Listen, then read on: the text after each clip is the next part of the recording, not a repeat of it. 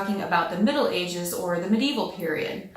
Romans clear out about 400 AD. The Romans have been hanging around since about 500 AD or so. So there's a lot of Roman stuff in Britain, essentially. All right. And there's this town called Bath, and that was named after a very famous Roman bath. It's still there to this day, actually. There's a period of chaos and figuring stuff out and a lot of, mayhem. The Allstate guy would have loved this. So people are trying to figure out, who's in charge and stuff. There's this guy called William the Conqueror who obviously what he does is he goes and conquers stuff. So the Normans come in and they invade from France. So that's that William the Conqueror guy. He's the guy that's associated with them. And, he comes in and conquers stuff, Okay. So this is around the time period. You may have heard of Robin Hood. That's where all this sort of takes place, all right, that time period. So around 1150 to 1215, we have Richard the Lionheart and, King John. All right, and we have, the Crusades. Then we head into the Black Plague or the Black Death, 1300s, 1350. This is the time period where you may have seen doctors going around with these giant beaks. All right, the idea that the beak, kept the disease out and away from, being ingested. Honestly, there's kind of some truth to that if you think about what we do with masks. Anyway, to keep out the vapors, because in the Black Death, there was a lot of people dying and there was a lot of stench. And yeah, that whole thing. But if you think about it, it makes sense. So around that time, they were fighting 100 Years' War. It went on for about 100 years, France. Anyway, so, it lasted from 1337 to about 1450s, 53, I think it was. So that was a very, very summary of what happened there for quite a span of time. And then we're moving right out of the Middle Ages in 1485 into, the Tudors that take the throne. And then we are well in our way to the Renaissance. So sort of the summary of the High Middle Ages there. So if you look at the timeline, we have early Middle Ages, 400 AD. We have the Crusades, 1150. We have the Black Plague, about 1330. We have the 100 Years' War from 1337 to about 1453. And we have the Tudors in 1485. So that just kind of gives you an overview of the time period that we are looking at today. So there it is. All right, so anyway, who was writing and what were they writing? Because that's what we're here to study. I mean, you need a little historical backdrop. But all in all, we are just looking to study, what was being written and who was writing it.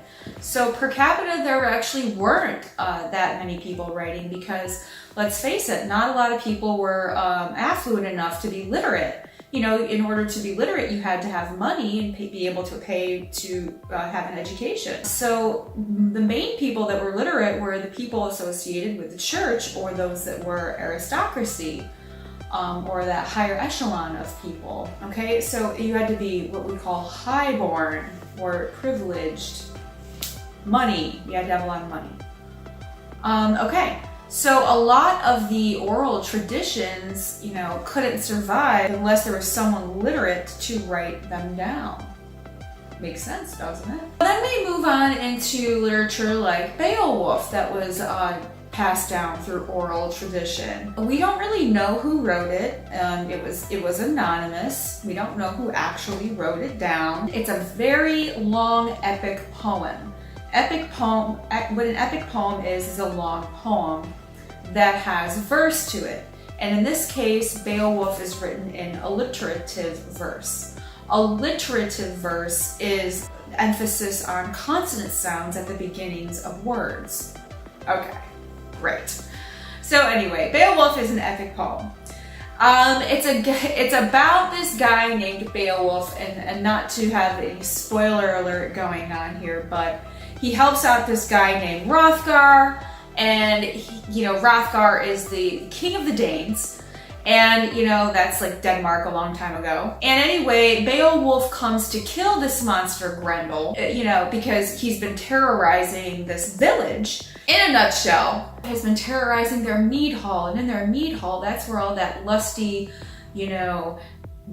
drinking happens and very, very bad behavior goes on, partying and, use your imagination. Anyway, so Grendel doesn't like the noise that's coming from this place and the carrying on and the camaraderie. So he comes to essentially stop the noise and stop the fun from being had. So he just comes and kills him.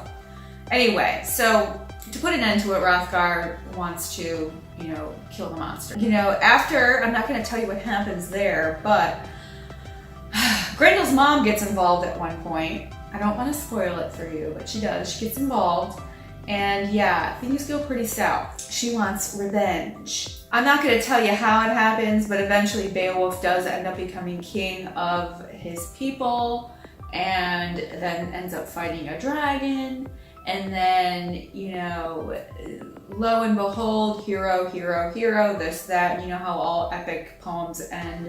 An epic hero has some kind of tragic death or hero's death or, so anyway. So that was a brief summary of Beowulf, but the interesting thing that we need to discuss is there was a lot of debate over whether or not this was passed down through oral tradition for a while and then written down, or whether it was written down when it was composed around. We don't really know if it was, written down and then passed around, or, we don't really know. We're just guessing. There's a lot of scholarly debate on this topic. It was written down around 1000 AD, but that's just a guess. And it could have been composed as early as the 8th century. So scholars debate about this, argue about it back and forth. They love doing that. It's the kind of thing that scholars really love to fight about and argue about, which is not really as exciting as it sounds. During this time period, what were the different forms of literature? Well, there was poetry. They like to tell riddles, like the kind that's like, what's black and white and red all over or whatever. They loved to talk about and write about saints. Obviously heavy religious influence during this time period. There's a genre called saints' lives during this time period. It got a lot of glory back then, obviously, because it was a loved genre of choice. So we're going to move into Middle English, which corresponds with the High Middle Ages. This is the time when William the Conqueror came in and conquered. He did his deal. Okay. He brought in a sort of like a Frenchy influence or a Norman influence. It ended up influencing the language and the society, the culture, that kind of thing. And then we also have Middle English as a result because of the influences that he brought to Britain. So Middle English is not as bad as Old English in that it's more comprehensible, it's more easy to understand, but it still, again, is very hard to interpret. A work by the name of Geoffrey Chaucer called the Canterbury Tales is one such work that's written in Middle English. It's very still hard to understand. However, it is more legible. So an example is, this Nicholas anon flee a fart. So if you translate that, which is in Middle English, and you take a closer look at it, it is this Nicholas let fly a fart, or in other words, our language today, modern, translation would be Nicholas farted, or Nicholas let fly a fart. We don't say it in that order because that sounds awkward to us, but basically we would say something like, oh, Nicholas farted. All right, so anyway, the Canterbury Tales was one of the most famous works of British literature, and he was one of the most famous British writers, Geoffrey Chaucer. So who else wrote in Middle English? Well, there's this anonymous guy called Poet the Pearl, or Pearl the Poet, sorry. And he wrote something called The Pearl, and it was an anonymous poet, so we don't actually know the guy's name.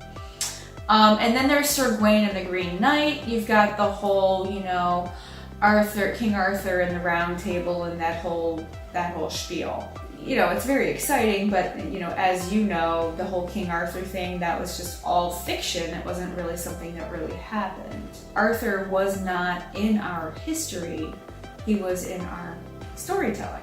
So because it doesn't really exist, but it exists all over literature, that's sort of cool and, you know, fun to take a look at. But there's one more guy that I want to talk about who's almost, you know, not in the Middle Ages.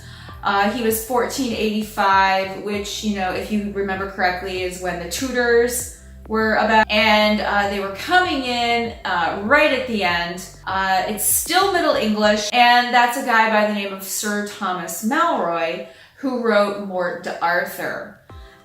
You know, it's this very saucy, highly controversial piece of literature in places. Yeah, it also translates to the death of Arthur. So it's got a lot of our favorite Arthurian themes in it, you know, and if you're not really familiar with Arthurian elements or themes, Arthur, Guinevere, you know, Lancelot, you know, that little romance thing, Morgan Le Fay, who's obviously Arthur's weird half-sister, their accidental kid named Mordred. I guess they didn't know that, you know, half-siblings weren't supposed to, you know, creepy.